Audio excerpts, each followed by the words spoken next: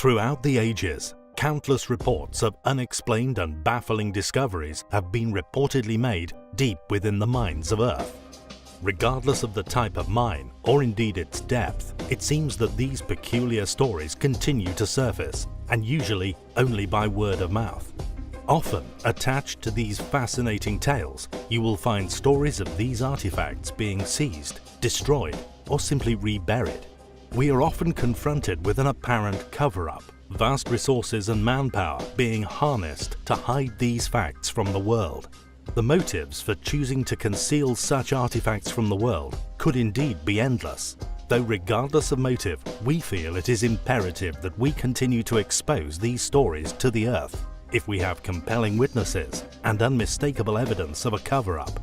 Deep beneath the city of Donetsk, within the Rostov region of Russia, a large foundation of sandstone can be found, something known as rock shield of Carboniferous age. It is about 300 to 360 million years old and is lined with distributions of coking coals that are also of around the same age. Astonishingly, Mr. Kasatskin has discovered, upon the roof of this shaft of coal, an imprint of a chariot wheel, an imprint undoubtedly made before the rock had formed around it. He also discovered another imprint, a small distance further along the shaft. It must be noted that these imprints have remained buried deep within these seams of rock for many millions of years. If a scientific analysis could have been undertaken upon this artifact, it could have shaken our understandings of world history, just like so many other artifacts we have been made aware of, all but a few now stolen from the public domain. Upon realizing the implications of his discovery, Mr. Kasatskin, an extremely experienced foreman in ventilation and safety engineering, specializing in seismic prognosis, thankfully took several photographs of his miraculous and now concealed discovery before officially reporting it and requesting a scientific evaluation. When his boss notified the owners of the mine in the hopes of getting an analysis of the artifact with an attempt to preserve it, to his boss's surprise, they demanded he continued the work through the shaft so that it could be subsequently flooded, which is unfortunately what has occurred, making further exploration of the sites impossible. He stated that he's investigated further regarding the Western Mine's history with the fellow miners there and was able to confirm the existence of the other print within that mine. It had been damaged by blast hole driving and was little mentioned, though it was indeed there. He was sometimes in this cut, he said, and got to take a good look at it. He says that he was surprised, but also somewhat afraid to admit that these objects are of artificial origin. We, on the other hand, are excited by such a premise, and will keep you posted on any further developments regarding the mine. We recently covered the astonishing discovery made deep within a coal mine under Rostov in Russia, fortunately photographed by Mr. Kasatkin, an experienced safety engineer, who discovered the prints of what clearly appears to have been left by chariots' wheels. These seemingly impossible prints are, thankfully, not the only unexplained artifacts to have been found deep within the mines of Earth.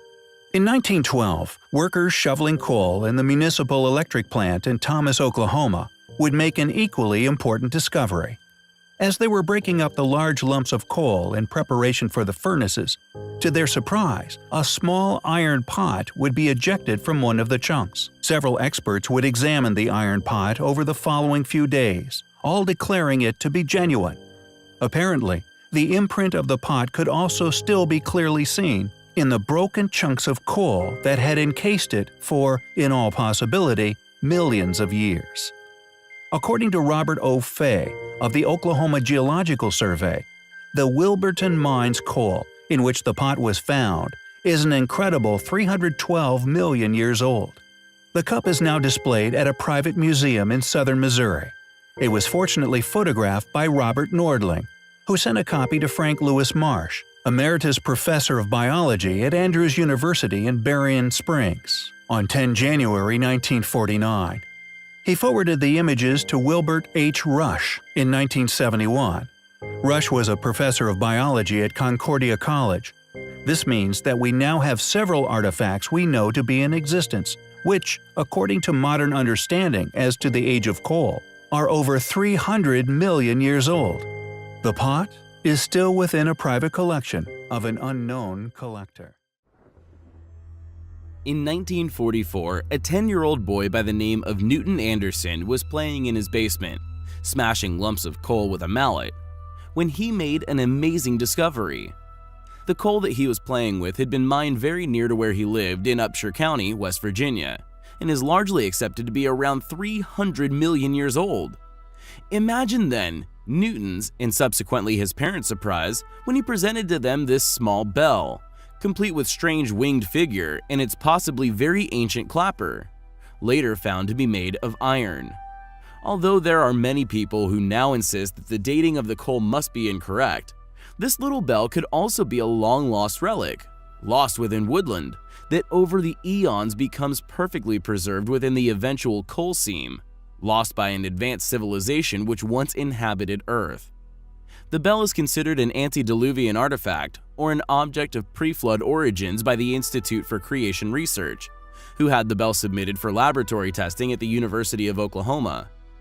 Whilst there, a nuclear activation analysis revealed that the bell contained an unusual mix of metals, a mix of metals not uncommon to Earth but rather unusual for our current civilization to have decided to have manufactured it with, further supporting its authenticity as a very ancient relic. Later on in his life, Newton Anderson spent a great deal of time researching the figure atop the bell. He discovered similarities to the Babylonian southwest wind demon called Pazuzu. The demon typically is shown with a prominent headpiece like the bell figure. The Hindu deity, Garuda, is sometimes depicted on top of bells, as is the Egyptian Isis. The kneeling posture with hands clasped is also quite like Garuda representations, and because of this, some have argued that it must be an Indian Ganta bell. However, these similar and often confusing arguments over very similar deities could be seen as a consequence of cataclysm. Past civilization and the mythologies briefly retained, and all recorded at a time before such belief systems became too clouded with other outside influences. Another rare artifact is this strange handle, also found in coal and fortunately photographed before it vanished forever. Totally petrified and reportedly appeared to have virtually turned to coal. According to those who briefly investigated it, the handle appeared as well made as any modern handle. What do you think regarding these strange objects? Can coal form and objects petrify faster than we have ever witnessed? Or are these relics indeed millions of years old? Upon the shores of Lake Taupo within New Zealand is an intriguing, as yet unexplained artifact that has become known as the Kaimanawa Wall. What is interesting regarding the Kaimanawa Wall is the fact that it clearly predates academia's rigidly attested view of the past inhabitations of the country. New Zealand is largely accepted to have first been inhabited within the last 800 years. However, the analysis that has been done on this mysterious wall has shown that it is, at very minimum, 2,000 years old. Additionally, it clearly displays the telltale construction qualities of a lost knowledge, evidently within countless other ruins found all over the world. The controversial wall first came to public attention during the early 1990s, with a publication by Barry Brailsford's in the New Zealand Listener called "Megalith Mystery Are Giant Stones in the Kaimanawa Forest Park: Evidence of an Ancient New Zealand Culture?" Within, he details how analysis has shown that the stone wall is at least 2 millennia old and was created by previous unknown settlers within New Zealand. He called them the Waitaha and postulated that they were subsequently exterminated by the Maoris, who arrived only 800 years ago. Furthermore, Brailsford maintains that the wall could link New Zealand with Egypt, South America, and many other ancient civilizations, continuing to list 12 pieces of evidence to support his claims. Predictably, however, individuals within many different fields of academia have leapt to the defense of currently upheld paradigms.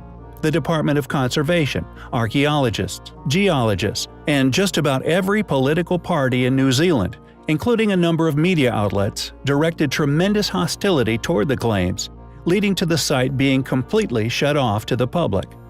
You have to wonder, what are they so scared of people finding? Regardless of Brailsford's evidence, A conclusion that the wall is nothing but a mere natural formation has been publicly peddled ever since the publication nearly 30 years ago. A conclusion in staunch denial of reality or evidence. The conclusion made by official geologists was that the wall is an outcrop of a large ignimbrite, a natural formation created about 330,000 years ago. They claimed that the block shapes were produced by fractures in the rock, attributed to earthquakes, volcanic eruptions, and other natural events. It seems scholars are quite happy to date such sites, but extremely reluctant to attribute any intelligent design within their creation. Could the Kaimanawa Wall really be a 330,000-year-old man-made wall? A wall built by the same people as many other sites found across the world? We find such possibilities highly compelling. If you enjoy our content, if you think our battle worthy, please help us to continue our voyage of discovery in unraveling the mysteries of history. Links to donate can be found within the description. Without you, we cannot survive. Thank you.